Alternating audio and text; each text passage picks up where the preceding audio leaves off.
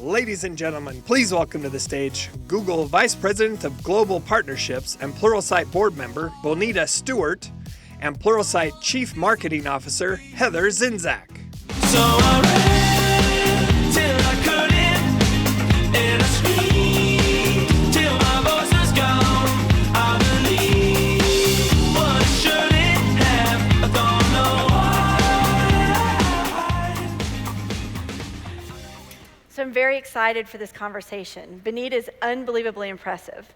In addition to being the Vice President of Global Partnerships at Google, she is a member of the Harvard Business School Club of Greater New York and on the advisory committee for the American Ballet's Theater Project Plie. And in her spare time, she's also founded 2 companies. So very impressive. So Bonita, I just want to kick things off and say, look, you've had leadership positions at companies like IBM, Chrysler, and now Google. And this conference is all about skills. So my question to you is, how important have skills and leadership skills been for your journey?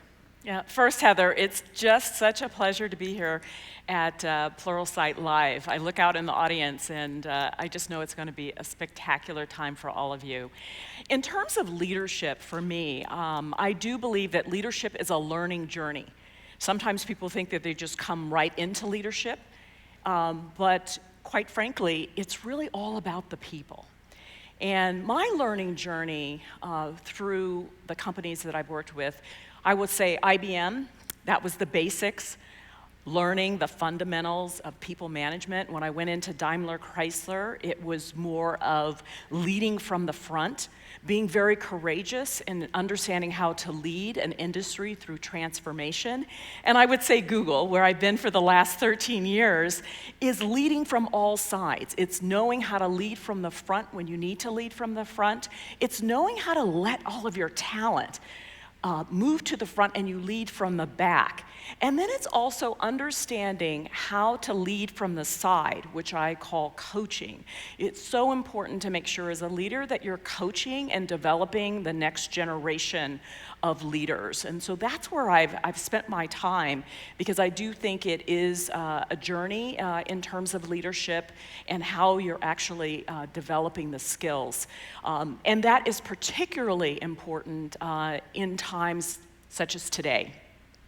Every single business is going through some level of transformation. It's very disruptive right now, and leaders have to know how to simplify complexity, and that requires making sure that you're constantly investing in your leadership skills. It's not okay to just be right. It's important, particularly in turbulent times and in times of massive opportunity, that you can be effective. So effective wins, but leadership requires training. I love that. I'm a cyclist. That might be an exaggeration. I ride my bicycle occasionally.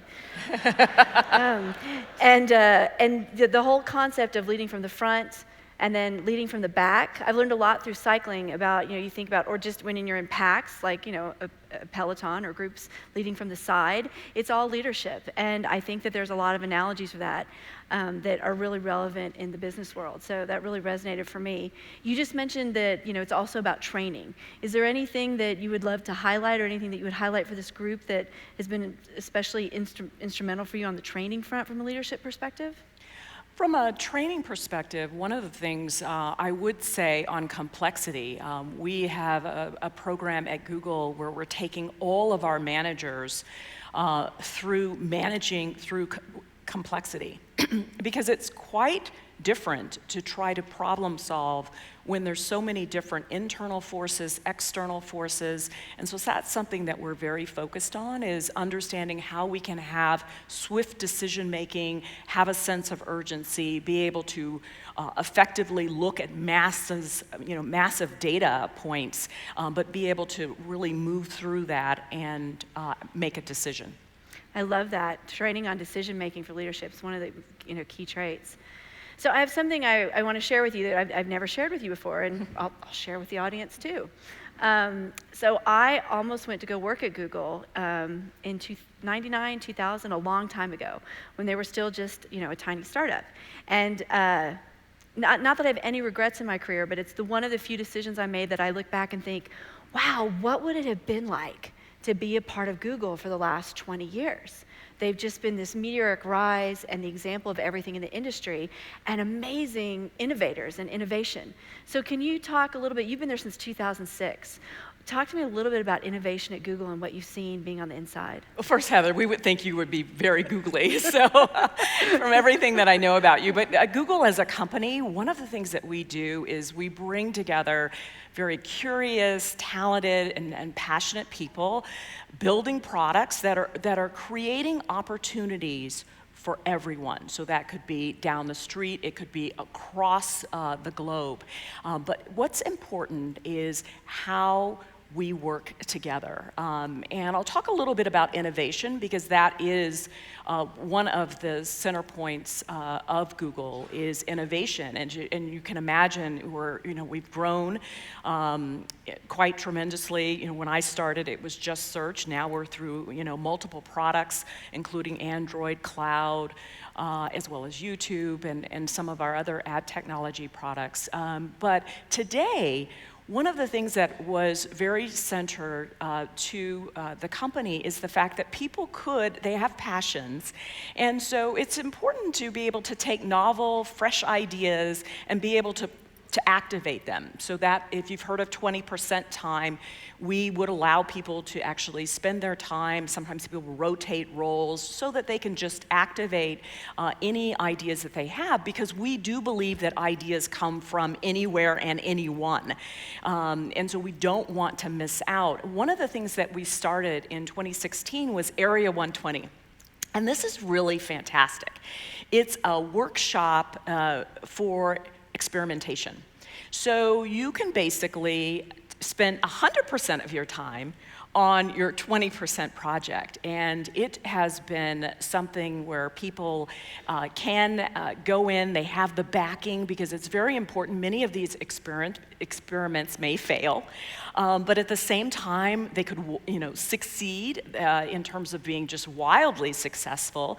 And at the same time, there's an opportunity to iterate, and it just becomes a learning lab within the company. So just to give you an idea of a couple of the projects that are coming out, there's CallJoy, which is basically automating phone messaging for small businesses. There's Byteboard, which is a tool to help improve the technical interview process for companies. And another one is AdLingo, which is a new platform which allows advertisers to have conversational ads.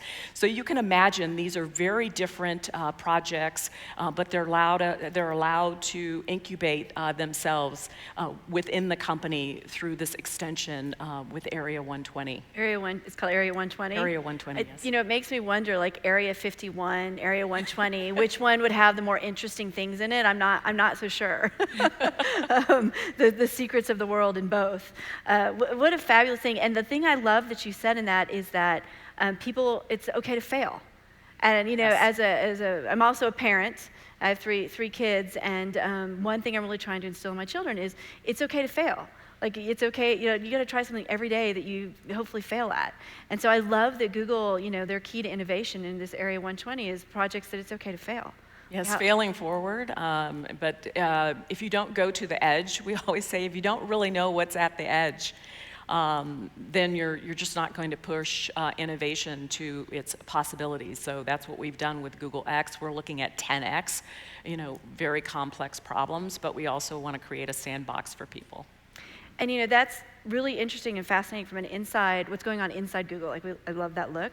But your seat has given you, in the 13 years, this senior position at Google, a bird's eye view of everything going on in the tech industry. What are some of the shifts or trends or things that you've seen that are instrumental, and maybe some that we may not have noticed from the seats that we have? I think one of the things, I cover all of the industries across large partners, and I will say there isn't one single industry that is not undergoing some level of business transformation. It doesn't matter. The news is moving to digital, TV is moving to streaming, mobile is becoming ubiquitous across every single industry.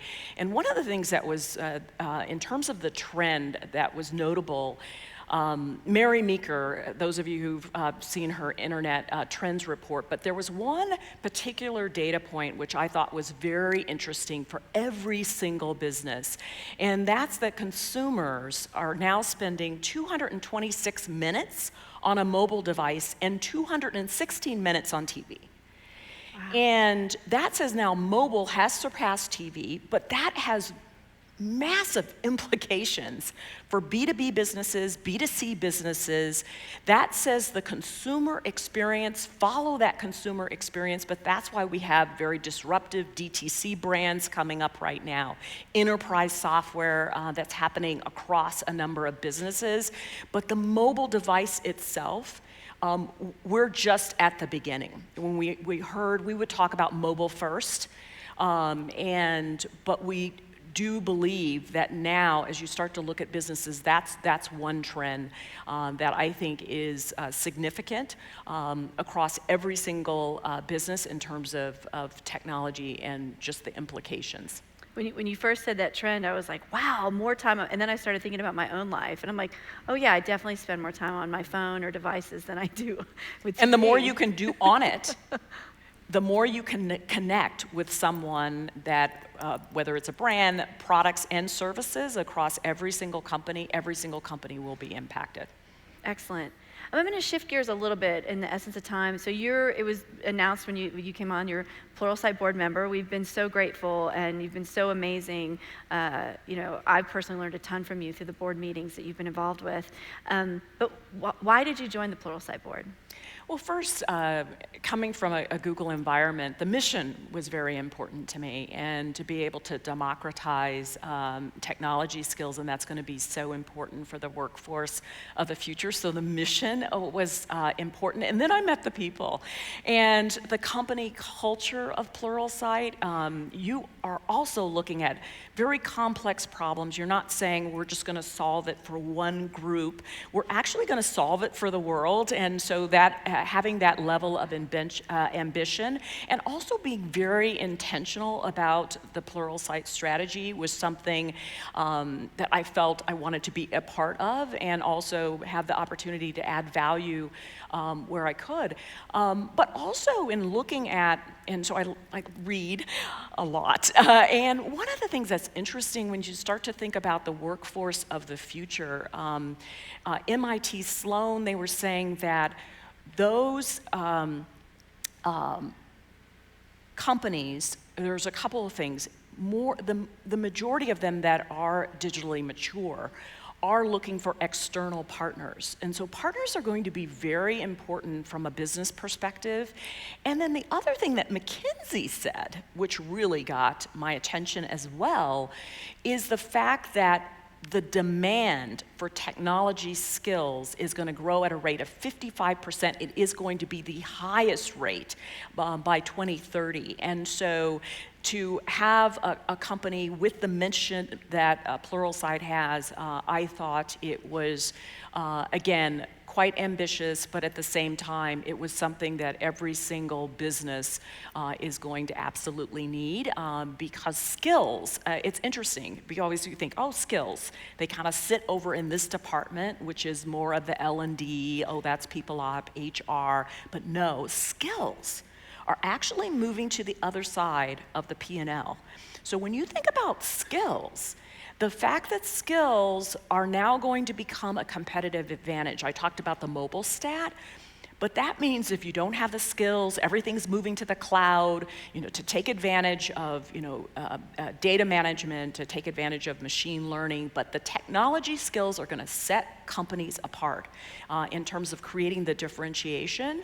And so I do believe that skills with the role IQ and the skill IQ, that is going to be the differentiator, and it's going to move to the other side. It's going to be part of the business competitive advantage for every single industry.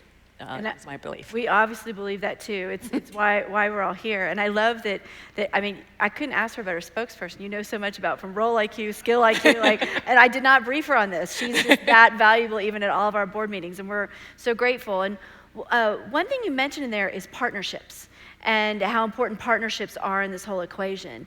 And with you in your very senior role with partnerships at arguably one of the biggest or the biggest tech company in the world, talk to me a little bit about what this room should take away thinking about partnerships. Yeah, so from my entire team, we're organized by industries, and so our view is to actually go very deep, to understand the industry, to understand every single aspect of the industry, so that we can add value, but first we have to understand where the value within the industry is created. So it could be in a production, it could be in a hospital, it could be in a number of different ways, but understanding where that value is created so that you can then apply technology to enhance the value and also look for ways to create accretive value to the bottom line. So depth of industry is an important part of building a partnership. Not just understanding your technology, but understanding what business our partners are in. I want to leave with one quick final question to end on a fun note. So I saw an interview where you were asked, what would you tell your 25-year-old self? And you said something along the lines of, go see for yourself. Can, in a brief couple seconds, can you tell us a little bit about what that means? Yeah, well, we talked about leadership, we talked about trends, we talked about a little bit about business disruption. So I say that in that stay curious. And curiosity, then it's going to see for yourself. We actually went to our India office, but that's where you learn mobile. You learn exactly how mobile fits within the day-to-day. It's actually, we've had executive learning, and so having more hands-on, as well as just immersing yourself. And so staying curious, I think, is an important part of being a leader and an important part of being a disruptor, because it's understanding where there are opportunities within every single industry. Awesome advice for all of us. Stay curious, audience. Thank you. All right, thank you, Heather. So